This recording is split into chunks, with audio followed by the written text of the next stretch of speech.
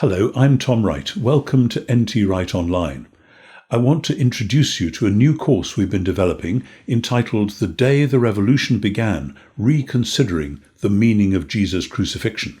Why is it a revolution, you say? Well, the New Testament writers describe the day that Jesus died as the day that something happened to the whole world, the whole creation. Nobody at the time realized that. Most people just thought this was another failed revolutionary leader or something like that.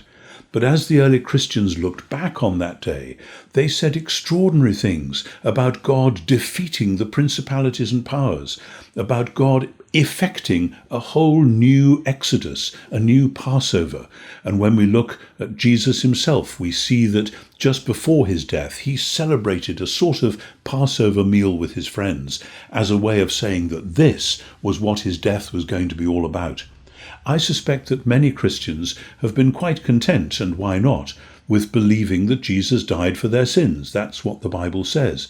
But when you step back from that, or try to explain it to someone else, or try to work it out in a difficult situation in your own faith and life, you may get a bit stuck, partly because the New Testament has many subtle and interesting things to say. It doesn't always just say the same thing over and over again.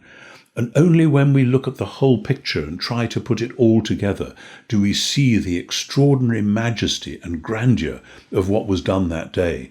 It was indeed a revolutionary moment. From then on, nothing was going to be the same.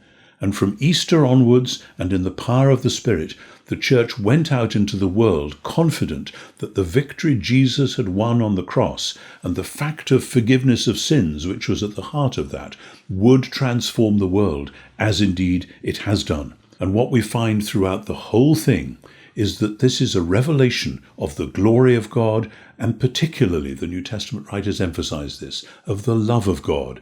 This then was a revolution of love. I think as you follow along and share in this course with me, you'll find that it transforms the way you look both at the event of Jesus' death itself and at the way the New Testament describes it.